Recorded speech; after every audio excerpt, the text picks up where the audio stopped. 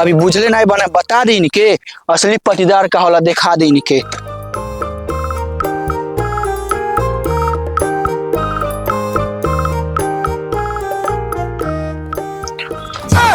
अरे बा ये तो आवता वो कुदार लेके, ऐसा करतन कि हमके देखे ना, न तो साला कुदार हमारा गांव में डाल दे।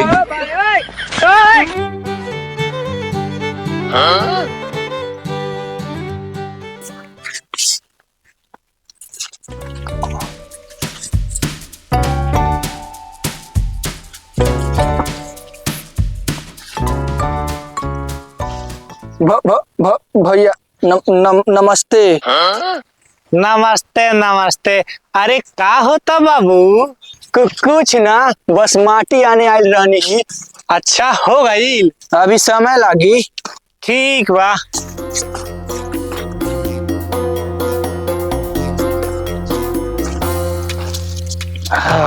काम तो हो ही गया। अच्छा बाबू, अब हम चलो तनी ताऊ तनी समय से घरे चल जाई हो। ठीक बा सर, हमके भाई समझ ले बारो, सबसे बड़का तोहार दुश्मन बानी।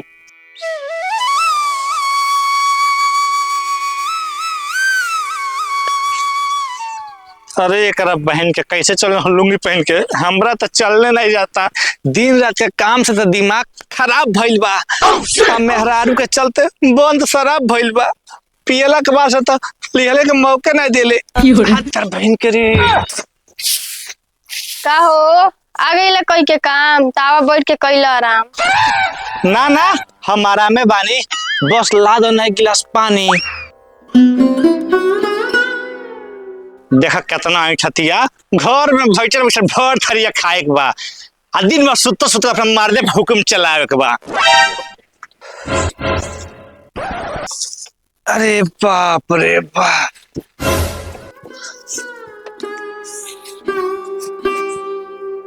कहाँ भी अब पानी ला गोलिया भी लाइन लाई। हाइला पीला। सुना ना, बाबूजी फोन कैले रहना आ कहना उन्हें एगो बात, धैले बाना सामान जैता ले ले अपने साथ। ना हो, हमार नहीं खे मन ससुरारी अपना जाए के, आ एक बार तक कुटाइले बानी, दोबारा कुटाए के। अच्छा काम करबा त भात खइब, आ गलत काम करबा त लात खइब। ये हमारा नैहरे के नियम है। हम का गलत काम कैले रही हो? सबके उस पहले ही बतले रही हो कि हमार छोटकी साली कहियो न कहियो हमारे गांव में डंडा डाली, लेकिन हमार बात तो केहू ना सुनल, सबके ओकरिए पट चुनल। जन भइल तन भुला के आ ससुरारी जाके लाई सामान हमार राजा जी। अच्छा ठीक बा, इतना चीजौजी करत हलू त जाता नहीं जाए के तो हमरो मन करत। अच्छा ठीक बा, लेकिन अपन बहन को समझा दियो कि हमरे लगे नहीं यही है। अच्छा ठीक बा, फोन को कह दिया हम जात बानी। पर अरे साला दिमाग तो इतना खराब बाकी मेहरारू के प्रणाम करतनी।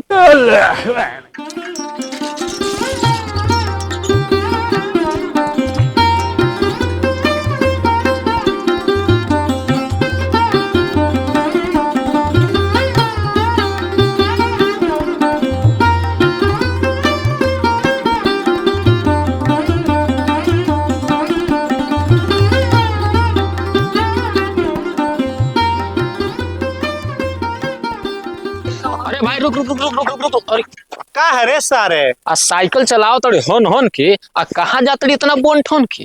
पहली बार को के साइकिल के सवारी, आ जात बानी अपना ससुरारी।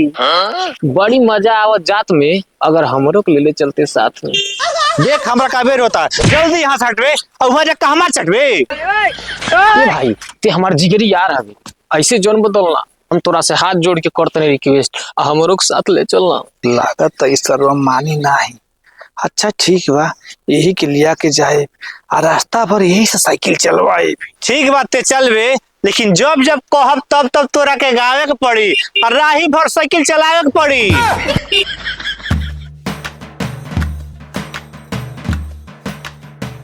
हाँ तो सरऊ के मेर काट के बरेर बना दिले बानी। वही बा, ये दोनों सरवा बॉन्ड ठन के कहाँ जात बाना सन। रुक तनी के जतरा में खतरा लगाओ तनी। करे साला तनी के लौकत नहीं खे, मार के गिरा दिला सन हमार बोरा। अरे ते गाली देतले, मार खाए के मन बका रे तोरा। खाली हाथ लगा के दिखाओ ना, लाते से मार के दाते रहे खून फेंका देनी तो कहियो 4 गो दतो तोड़ दे तो खोरा बन के रहियो। जब बीच में टांग लड़ल बा तो मार तो खाइबे करी। सरवा लोग नाक मार के गार फाड़ रही तो कहियो लोग। चल चल हे रहे आगल बाब घर आ खराब मत करिया मारना आ चुपचाप चल के कल है प्रणाम।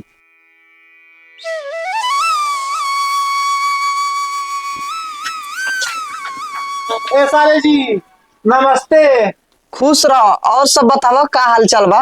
बढ़िया बा लेकिन औरी केहू नहीं लौकता। वैसे तारा का करक बा अइलो अब जा। कौन है रे सवेरे पर दूरा पर सूरज तर भौंकता। अरे मेहमान जी राव हो गए अपमान जी, आओ आओ बैठो।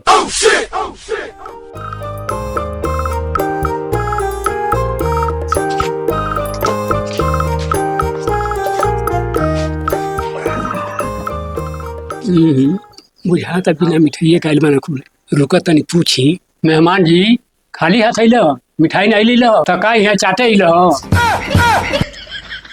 अच्छा आ गए तो बैठा जा कुछ खा पी लिए जइया जा।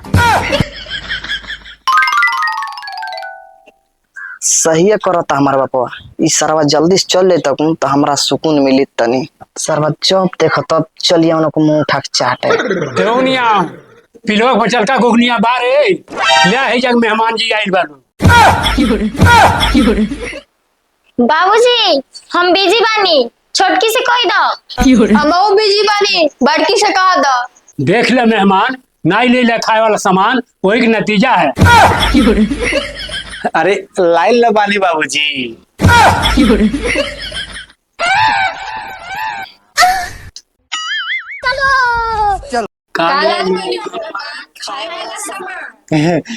चूसे वाला। अरे लॉलीपॉप।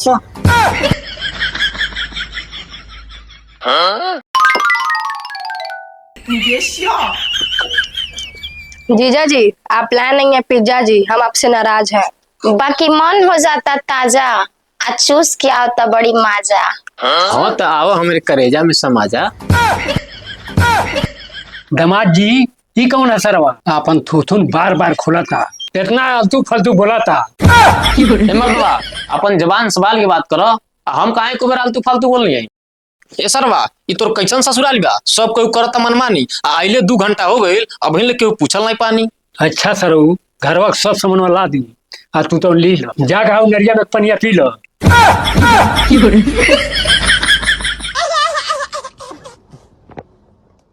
वैसे जीजा जी ई के है? ई हमार दोस्त ह। ए भाई तनी पनिया पीवा दे। ए हमर जूजी पीला, हमारे यहाँ पानी नहीं मिलेला, डायरेक्ट खाना मिलेला। शाम तक रुक तारे दीदी से कटवा के लेके आवतनी तक खई ह। अच्छा ठीक बा मेहमान हम हो जाते घास काटे।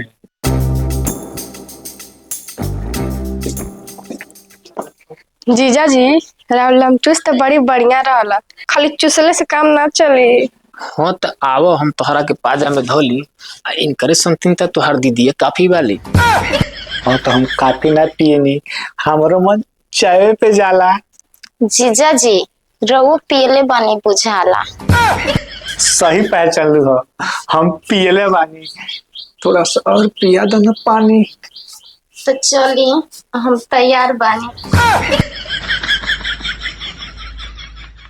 चली ना जीजा जी हम तैयार बानी। आज जब सब को ई नहीं के चिखाई आज जे संगवा आइल बा उ कहां जाई, तनी हमरियो स्वागत करो जा। कारे सारे जीजा अपन भणुई रंग दिखावे लगले, अब मौका पाते फायदा उठावे लगले। और तेरे सरवा भणुआ रड़ुआ गड़ुआ अपने बाप के औलाद, आज तो करे वैसन हाल जिंदगी भर रखबे यार। भैया रे भैया रसरी ला रसरी साथ में मुंगड़ा घर में घुस गए सन 2 गो सुअरा, बतावत में लागता शरम। अरे कुछ तो बताओ, ऐसे जन बुझाओ नहीं बुझाओ। अरे का बताई, दोनों सरवा मिल के कट रन सन मनमानी और दोनों दीदिया संग मिल के काटत रन सन चानी। तो रुकल का बड़ी पानी के मार सरवन के।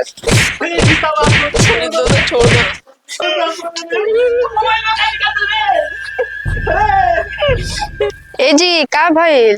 का नहीं भइल बा ई मत पूछ, का भइल बा ई पूछ। का हो गए? ये दोनों जीजा दोनों दीदी के संग पकड़ाइल बना सन, बांध के रखले बानी के।